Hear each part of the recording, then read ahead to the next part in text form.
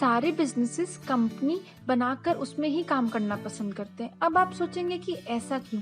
ऐसा इसीलिए है कि आफ्टर द कंपनी इनकॉर्पोरेशन या company registration, in the eyes of law company एक डिस्टिंक्ट लीगल एंटिटी होती है और इसके बहुत से फायदे होते हैं, जैसे कि limited liability, perpetual succession, ease in transferring the shares, raising capital becomes easy and brand value create करना भी बहुत आसान होता है। मैं वर्षा लीगल ईज की टीम से आज आपको बताऊंगी कि कंपनी कैसे फॉर्म की जाती है, इसका क्या प्रोसेस है, क्या डॉक्यूमेंट्स लगेंगे और लीगल ईज की टीम इसमें आपको कैसे मदद कर सकती है।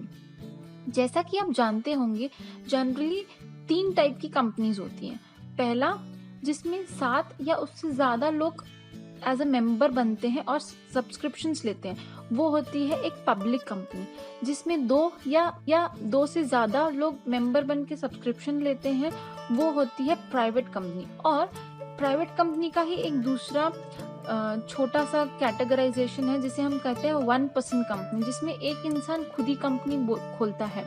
कंपनी फॉर्मेशन एक बहुत ही लेंदी प्रोसेस हुआ करता था और टाइम कंज्यूमिंग भी, जिसमें बहुत सारे स्टेजेस होते थे, जैसे application of name in INC 1, डिन एप्लीकेशन इन DIR 3 और उसके बाद जाके कहीं इनकॉर्पोरेशन फाइल होता था INC 7। उसके बाद भी उसमें 2 फॉर्म्स और हुआ करते थे। लेकिन मिनिस्ट्री ऑफ कॉर्पोरेट अफेयर्स ने इस प्रोसेस को बहुत ही कन्वीनियंट बना दिया है और अब कंपनी फॉर्मेशन हो गया है बहुत ही आसान। अब आपको सिर्फ एक ही फॉर्म फाइल करना होगा, जो कि है simplified proforma for incorporating company electronically plus, जिसे स्पाइस प्लस भी कहते हैं।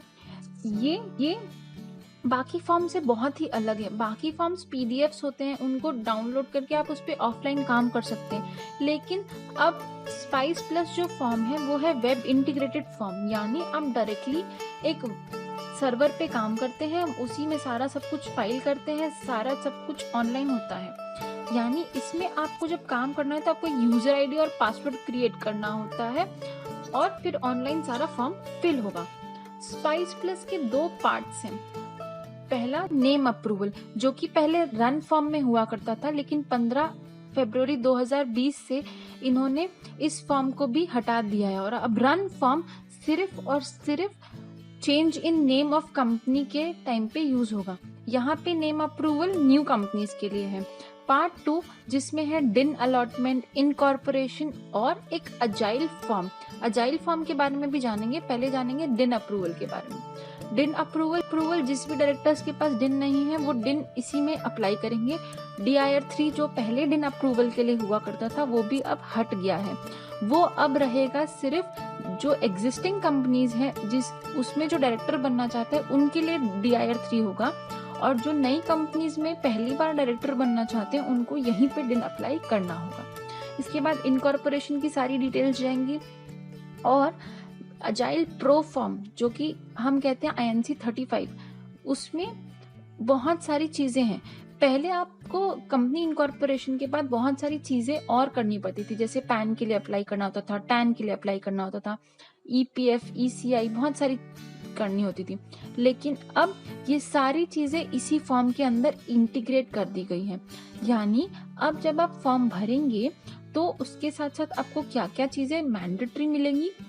Pan, tan, EPF, ESIC number, और तो और एक बहुत ही शानदार चीज इन्होंने ऐड की है, जो कि है करंट बैंक अकाउंट।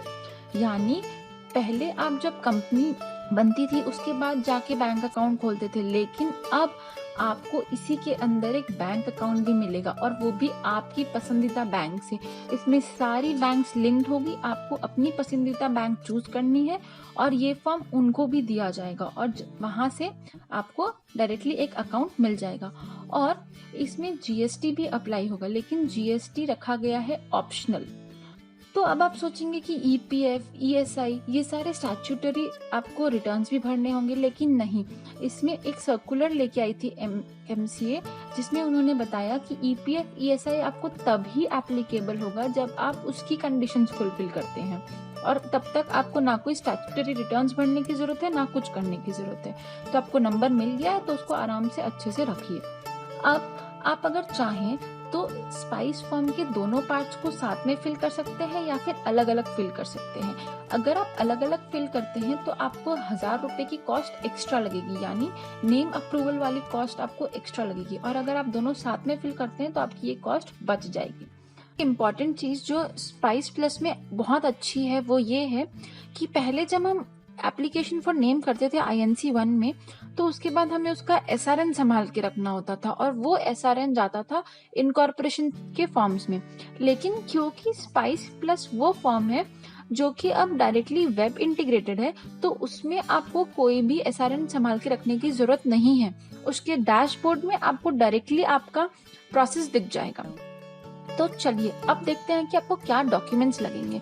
डॉक्यूमेंट्स होंगे MOA, AOA।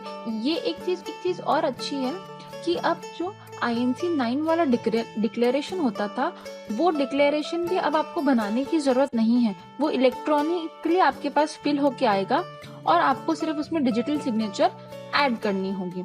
इसके अलावा डॉक्यूमेंट्स लगेंगे जैसे proof of office address, copy of utility bills etcetera. अब 2 नवंबर 2018 को MCA ने एक नया नोटिफिकेशन लाया जिसमें कहा कि सारी कंपनीज के लिए कमेंसमेंट ऑफ बिजनेस सर्टिफिकेट लेना जरूरी है। यानी आप जब तक कि ये सर्टिफिकेट नहीं लेंगे तब तक आपकी कंपनी तो बन चुकी है, लेकिन आप कोई भी बिजनेस एक्टिविटी नहीं स्टार्ट कर सकते। अब आपको 180 डेज के अंदर अंदर सारे सब्सक्राइबर्स, अगर वो 2 हैं और 1 लाख का शेयर कैपिटल था, उन दोनों ने 50,000 लिया था, तो वो 50,000 आपके बैंक अकाउंट मतलब कंपनी के बैंक अकाउंट में आना चाहिए। और ये बैंक स्टेटमेंट फाइल होगा INC 20A में, जिसके बाद आपको अलॉट होगा कमेंसमेंट ऑफ बिजनेस सर्टिफिकेट। इस फॉर्म में CA, CS या फिर CMA जो प्रैक्टिस में है उनका सर्टिफिकेशन कंपलसरी है।